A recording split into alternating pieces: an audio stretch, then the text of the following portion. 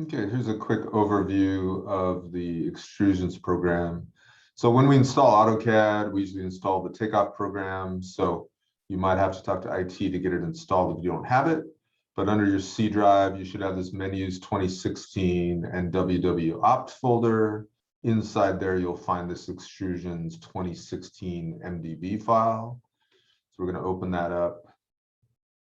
So the program looks like this. So the first step, you'll get this error because we're not connected to anything yet. So our first step is to create a new project.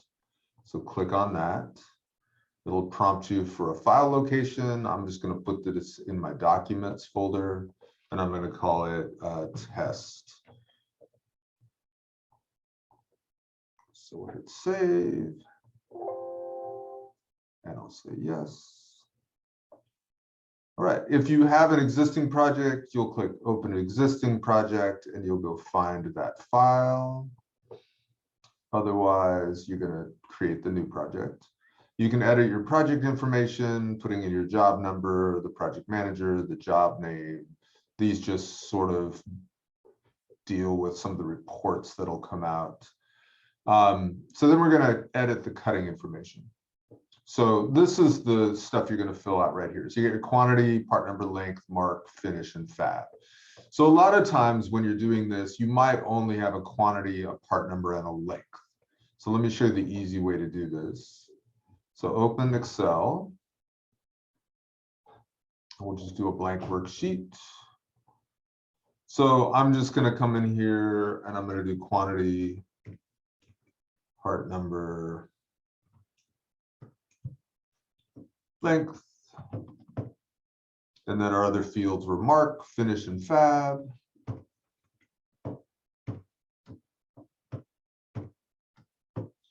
So let's say you have data already. I'll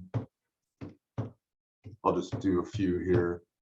Part number, let's say W75-2100. So I'll just copy that down. So you may be getting data from someplace. That's usually what happens. Let's do 156, let's do 36, let's do 48, and let's do 55.5. All right, and then these might be blank. So what you can do here is you can just create a sequence, a unique sequence, and just copy these down just so they're unique. Maybe you just want to call it paint. Maybe you want to put a paint finish in it. And then fab numbers, you can just make all those ones or whatever, it doesn't matter. So you can just take this data like this, do a Control-C, come back over here, highlight the whole row, and hit Control-V. So this last row should always be blank. If you have blank rows, it could cause issues, but this row should be blank. So that's the easy way to get the data into here.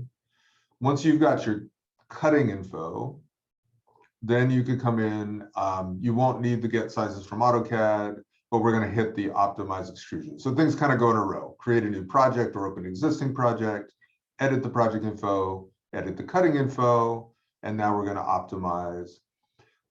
You have choices. You can have it automatically decide what length you want. Maybe if you're doing something with our friends at Arcadia or Conair or VistaWall, you can put 288 in here because that's their stock length size. Either way will work. Estimate will add 6 inches to each length. Takeoff will just round it up to the next even inch, and fabricate will use the exact size you're using that you gave us. So you can go either way. So I'll go to takeoff. I'll have it automatically figure out what length, and I'll run this thing out.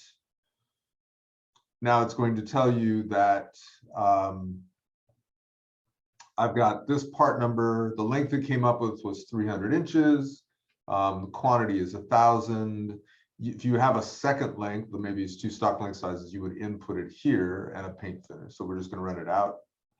And it's going to add 3 inches of stock length. Maybe I only want to add 1 inch to the stock length just for the drop. I think Arcadia is 1 inch. I think Conair is 2 inches. So that initial length is the actual cutting length that you want. And then it'll give you a report along with the yields of how many pieces at what length you need to do the parts. So that's basically how it works. I didn't fill in the job, so I get new job instead of the job name.